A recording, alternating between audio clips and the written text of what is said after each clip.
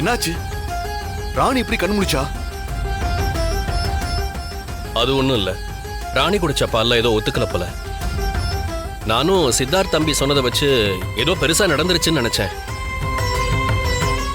அப்புறம் ஒரு கசாயத்தை வச்சு ராணி வாயில ஊத்துனேன். சட்டுன்னு அந்த பிள்ளை எந்திரிச்சிருச்சு. டாக்டர், நீங்க எதுக்கும் ஒரு முறை செக் பண்ணி பாருங்க. அவ இப்ப தனி ஆள் இல்ல, அவ வயித்துல குழந்தை வேற இருக்கு. தம்பிக்கு நான் சொன்னதுல நம்பிக்கை இல்ல போல. நீங்களே பாருங்க. யா டாக்டர், நீங்க பாருங்க.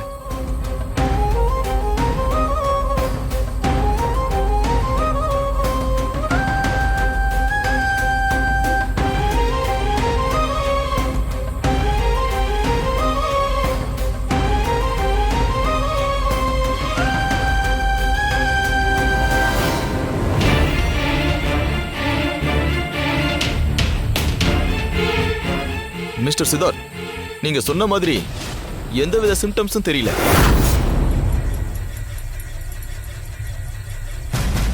நீங்க இன்னொரு முறை செக் பண்ணி பாருங்க doctor, please doctor. Mister Siddharth, எத்தனை தடவை செக் பண்ணாலும் இருக்கிறது தான் சொல்ல முடியும். நிஜமாவே இவர் சொன்ன மாதிரி ஏதாவது ஃபுட் பாய்சனா கூட இருக்கலாம். அதுவும் பெருசா தெரியலையே. ஐயோ இல்ல டாக்டர், ராணி மயக்கத்துல தான் இருந்தா டாக்டர். சித்தார்த், இந்த மாதிரி நேரத்துல மயக்கம் வரதுல யூஸ்வல் தானே. ஆனா இவர் கொடுத்த கசாயம் ராணியை ஏதோ கியூர் பண்ணிருக்கு.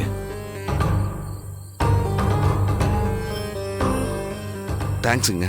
என்ன தம்பி, நான் என்ன வெளியாளா? எனக்கு போய் நன்றிலாம் சொல்லிட்டு இருக்கீங்க? ராணி நமக்கு வேண்டப்பட்ட பொண்ணுதான். ஐயோ, இவர் விட்டா இன்னொரு கதை சொல்ல ஆரம்பிச்சிருவாரே. ஓகே டாக்டர், நான் கூப்பிட்ட உடனே நீங்க சிரமம் பார்க்காம வந்ததுக்கு ரொம்ப தேங்க்ஸ் டாக்டர். ஓகே சித்தார்த், நான் கிளம்புறேன். நீங்க ராணியை வீட்டுக்கு கூட்டிட்டு கிளம்பலாம். டாக்டர், என்னோட கார் வேற வர வழியில ரிப்பேர் ஆயிடுச்சு. தம்பி, இப்ப போய் பாருங்க, எல்லாம் சரியா இருக்கும். பதட்டத்துல இருக்கும்போது எல்லாம் அப்படிதான் தெரியும். சரிங்க சித்தார்த், நான் கிளம்புறேன். Okay doctor. வரா சார். ராணி, போலாமா? சரி. ஏய், நான் தான் நீ எதை சாப்பிட்டாலும் அந்த வாட்சை வச்சு ஸ்கேன் பண்ணி. யோ, வீட்டுக்கு போற வரைக்கும் கொஞ்சம் டார்ச்சர் பண்ணாம இருக்கிறியா? பாதியிலே விட்டு போயிட்டு நீ பேசுறியா? ஏய், நான் ஏன் உன்னை பாதியிலே விட்டுட்டு போக போறேன்? கார் ரிப்பேர் ஆயிடுச்சு. நான் உன்னை தூக்கிட்டு ஹாஸ்பிட்டல் போலாம் தான் பார்த்தேன். அப்ப இவரு தான் வந்து நான் ராணியை பாத்துக்கிறேன், நீங்க போய் டாக்டர் கூட்டிட்டு வாங்கன்னு சொன்னாரு. நான் என்ன செஞ்சாலும் உனக்கு பிரச்சனை தானே? சரி வா போலாம், வா. ஒரு நிமிஷம். என்னம்மா? எனக்கு என்னமோ நீங்க சொன்ன மாதிரி இது சின்ன விஷயமா தெரியல. அந்த பாலை குடிச்சதோ எனக்கு மயக்கமா வந்துச்சு. அப்படி இருக்க சொல்ல நான் இப்படி உசுரோட நடந்து போறதுக்கு இந்த கோயில்ல இருக்கிற அந்த சிவபெருமானோட அருளும் ஒரு காரணமா தான் இருக்கும். அதனால அந்த லிங்கத்தை நான் கையெத்து கும்பிட்டு வந்துடுறேன். அதெல்லாம் வேணாம் ராணி, நான் தான் உன் எதிரிலே இருக்கேனே. என்கிட்ட நீ நன்றி சொன்னாலே போதுமே.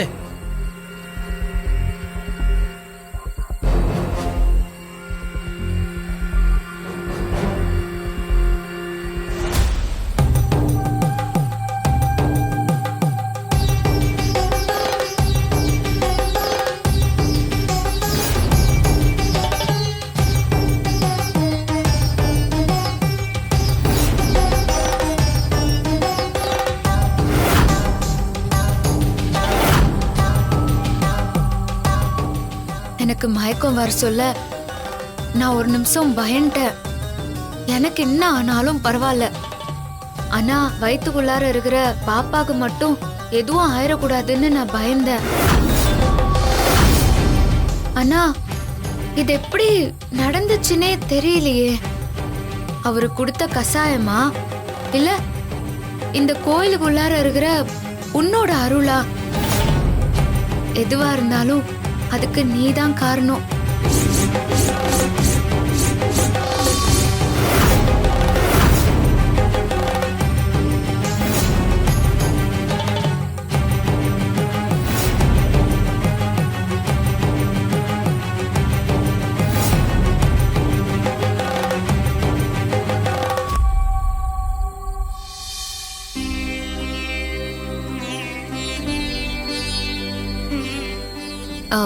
நன்றின்னு ஒரு வார்த்தையில சொன்னா போதாது. என்னையும் என் வயித்துக்குள்ளார இருக்கிற பாப்பாவையும் காப்பாத்தினதுக்கு நான் உங்களுக்கு ரொம்ப கடமைப்பட்டுகிறேன். அட என்னம்மா நீ இப்படிலாம் பேசுற? அதான் நான் உங்ககிட்ட சொன்னேனே, நீதான் நமக்கு ரொம்ப வேண்டப்பட்ட பொண்ணாச்சே. சரி போலாங்களா? வீட்ல எல்லாரும் என்னாச்சோ ஏதாச்சோன்னு ஒரே டென்ஷனா இருப்பாங்க. ம் சரி, அதுவும் நல்லதுதான். பேசிக்கிட்டே போலாமே. வாங்க. போமா, போங்க.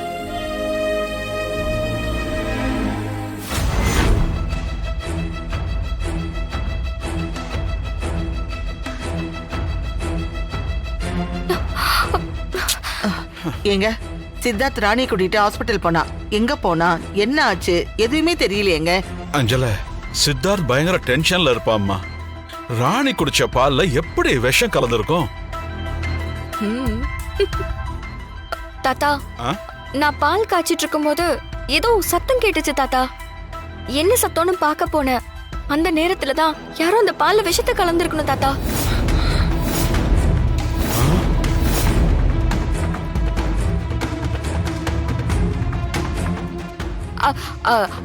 முதல்ல ராணிக்கு என்னாச்சுன்னே தெரியல. முதல்ல அது நமக்கு தெரியணும்ல. அதோட ராணி இப்போ ஒத்த ஆள் இல்ல, அவ வயித்துல இன்னொரு ஒரு உயிர் இருக்கு. பாத்தீங்களா தம்பி, செய்யறதையும் செஞ்சுட்டு இப்ப எதுவுமே நடக்காத மாதிரி தொட்டிலையும் ஆட்டி விடுற மாதிரி பேசுறா. ஆமாக்கா, பெரிய ஆளுதான். எப்படி ராணி கதையை முடிச்சா பாத்தீங்களா? நீங்க வேணா பாருங்க, சித்தார்த் அவளை பொணமா தான் வீட்டுக்கு கொண்டு வருவான்.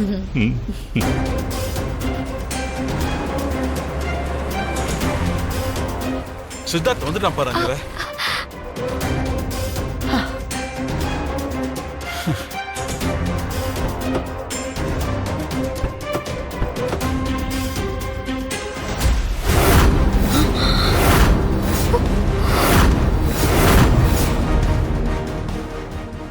பயந்து ஓடிடுவான்னு பார்த்தா இந்த ஆள் திரும்ப வந்துட்டான்.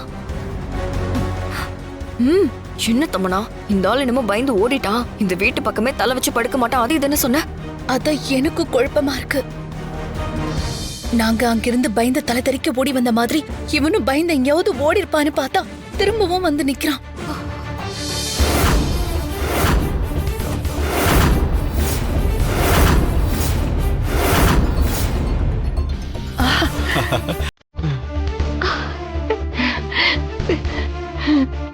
கடவுளே,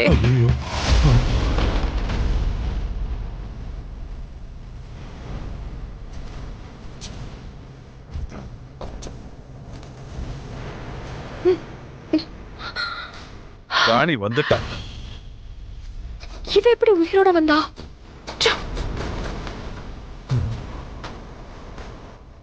வாங்க போலாம். ஆ வா.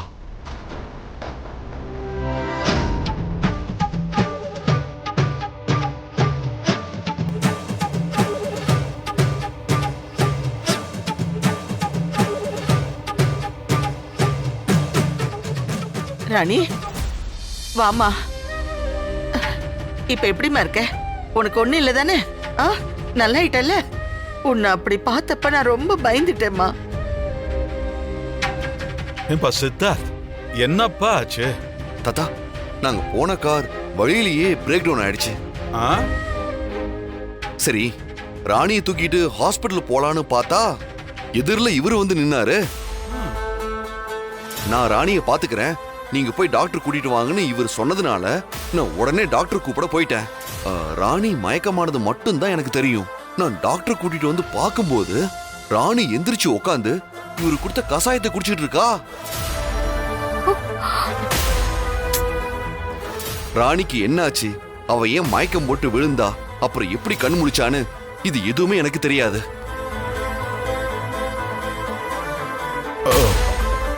அதெல்லாம் ஒண்ணு இல்ல தெய்வம். இன்னைக்கு அவ சாப்பிட்டதை ஏதோ ஒத்துக்கல போல. நான் அதுக்கான கசாயத்தை வச்சு கொடுத்தேன். அத குடிச்சதும் ராணி நல்லாயிட்டா. அவ்வளவுதான்.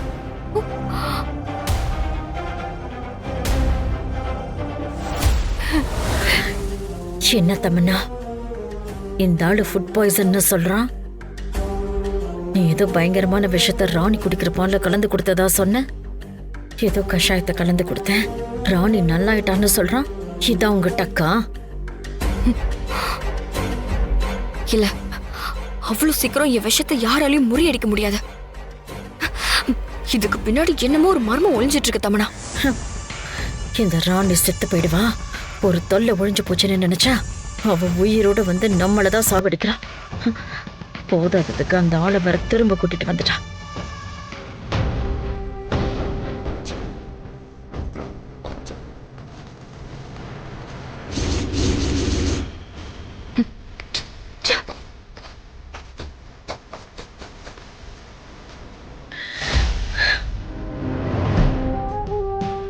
ராணி, ஒரு சின்ன வேலை இருக்கு, சரியா? சொல்லுங்க. இந்தா, இதுல 1008 புஷ்பம் இருக்கு. அத சரியா கோத்து மாலைய சாமிக்கு போட்டா ரொம்ப ரொம்ப நல்லது. சரி, நான் மாலையா கோத்து கொண்டாரேன்.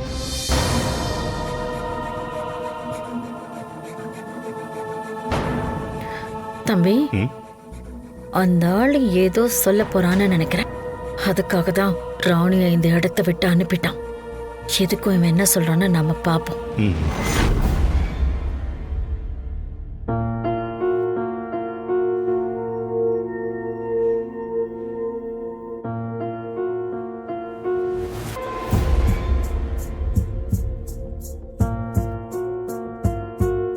பொம்மி அக்கா, என்னை சுத்தி என்னென்னவோ நடக்குது.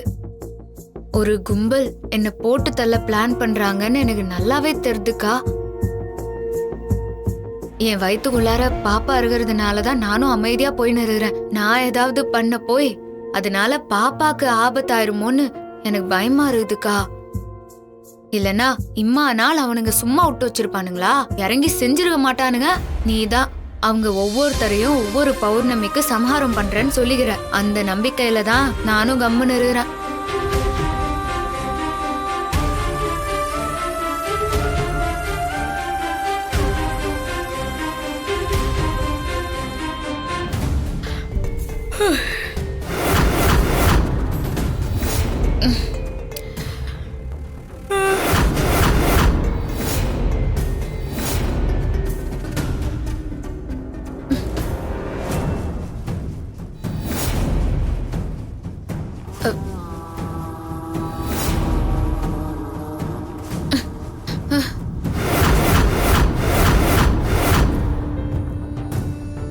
என்னது இப்படி தூக்கம் வருது? அவர் வேற 1008 பூவை கோத்து மாலை கட்டி கொண்டார் சொன்னாரு.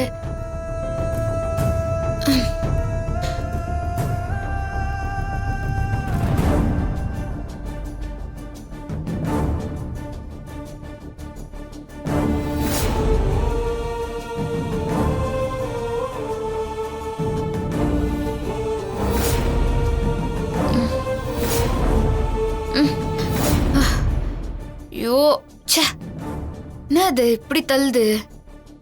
நோ 10 நாள் தூங்காம கண் முழிச்ச மாதிரில இருக்குது.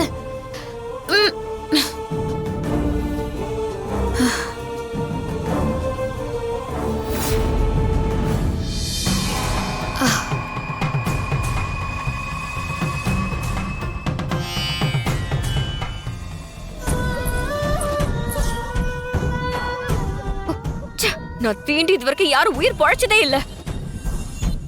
என்னோட விஷம் அவங்க உடம்புல கொஞ்சம் கலந்துட்டாலே அவங்க சாகுறது உறுதி. ஆனா இவ இப்படி தமனா தமனா தமனா தமனா ஐயோ தமனா தமனா, நான் கூட இவங்க கொடுத்த விஷத்துல அந்த ராணி சாகாம உயிரோட வந்துட்டாளேன்னு நினைச்சு ஒரு நிமிஷம் இவங்களுக்கு குறைச்சலா எடை போட்டுட்டேன். ஆனா அப்புறம் தான் தெரிஞ்சது இவங்க கொடுத்த விஷம் சாதாரணமான விஷம் இல்லையா.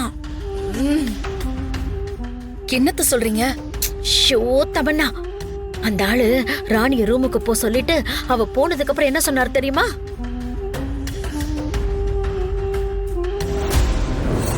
ராணி இன்னும் ஆபத்தான கட்டத்துல தான் இருக்கா. நான் சொல்ற மாதிரி நீங்க செய்யலன்னா அவளுக்கு மட்டும் இல்ல, அவ வயித்துல வளர்ற குழந்தைக்கும் ஆபத்து காத்துட்டு இருக்கு.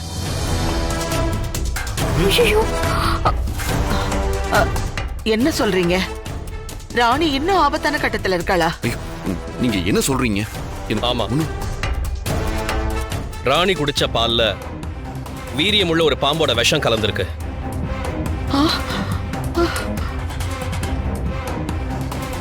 அந்த பாலை அவ குடிச்சதுனால இப்ப ராணியோட உடம்பு பூராவும் அந்த விஷம் பரவி இருக்கு. இது பாம்போட விஷமா? ஆமா. ஆனா பயப்பட வேண்டாம் சித்தார்த். நான் தான் கஷாயம் கொடுத்து அந்த விஷத்தை முழுசா வெளியே எடுத்துட்டேனே.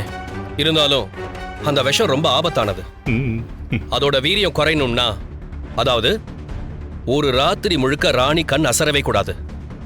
அப்படி அவ தூங்கிட்டான்னா அந்த விஷம் அதோட வேலையை காட்ட ஆரம்பிச்சிடும். ஐயோ,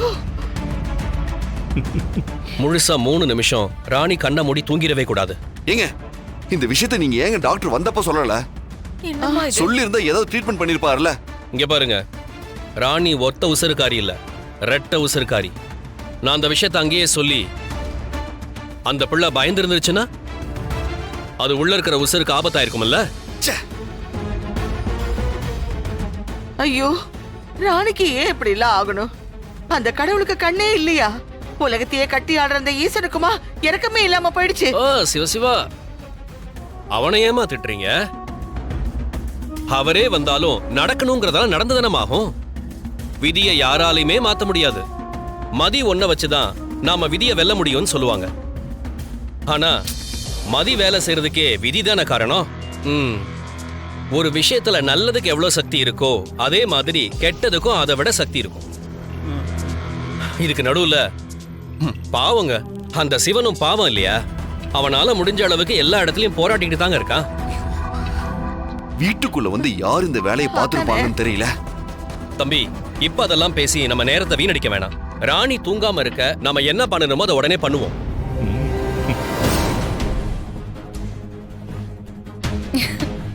என்னமோ நான் கொடுத்த விஷயத்த அந்த ஆளு கஷாயத்தை வச்சு முறியடிச்சுட்டாருங்கிற மாதிரி அவ்வளவு சீப்பா பேசுனீங்க.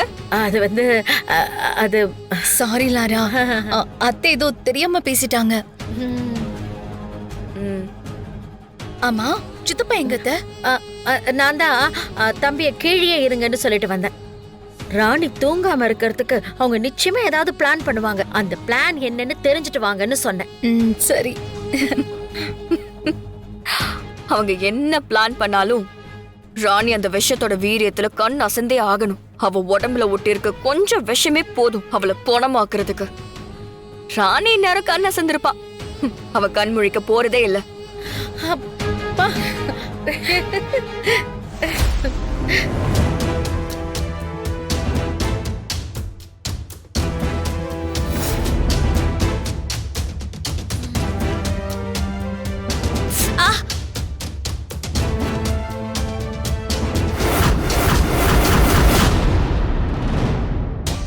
என்னது? பூவை கூட கோக்க முடியாம கண் இப்படி சொக்குது. ஒருவேளை அந்த கசாயம் குடிச்சதுனால தான் இப்படி இருக்குதா?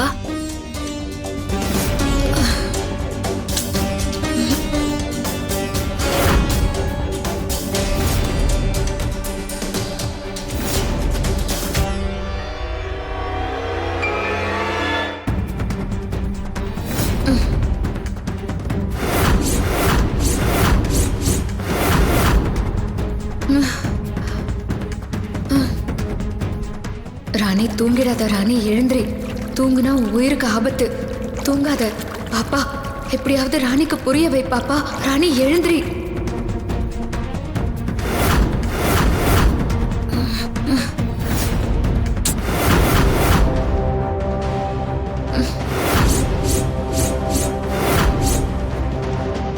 என்ன இது? பாப்பா வேற வயிற்றுக்குள்ளார என்னென்னமோ பண்ணுது. ஒரே மயக்கமா இருக்குது. ஒன்னும் புரியல.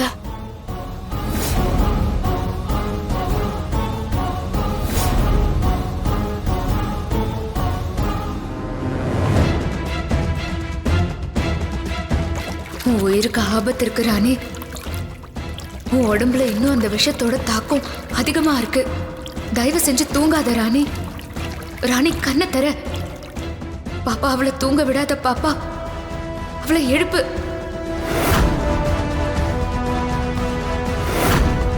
பாப்பா, எப்படியாவது ராணிக்கு புரிய வை பாப்பா. ராணி எழுந்திரி. அப்போ இந்நேரம் அந்த ராணி மொத்தமா தூங்கிருப்பான்ல? ஆமா, ஏன்னா அந்த விஷத்தோட வீரியம் அந்த மாதிரி. அது மட்டும் இல்ல, ஒரு தடவை அவ கண் அசந்துட்டானா அவளை எழுப்பவே முடியாது. ஐயோ ஐயோ அக்கா அக்கா அக்கா என்னாச்சு? ராணி செத்துட்டாளா? ஐயோ அது இல்லக்கா. ஷோ, அப்புறம் என்னன்னு சொல்லி தொலைங்க. கீழே ராணியை தூங்க விடாம பண்றதுக்கு ஒரு பிளான் பண்ணிக்கிட்டு இருக்காங்க.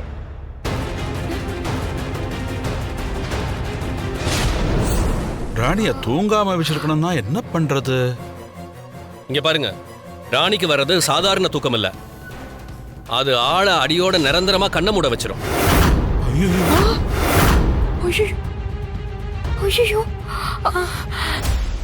ராணி தூங்க கூடாதுன்னு தான் நான் அந்த புஷ்பத்தை கொடுத்து கோர்க்க சொல்லியிருக்கேன்.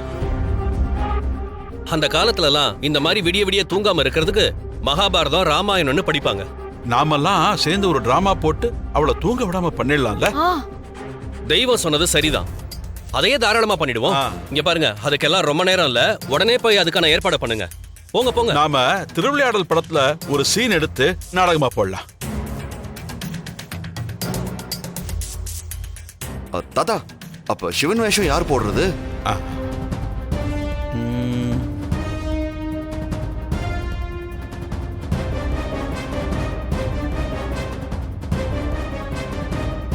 நானா? ஆமா ஆமா, கரெக்டா சான்ஸே இல்ல. நீங்க தான் சிவபெருமான். நிழல்லையும் நஜத்தோட வேஷமா?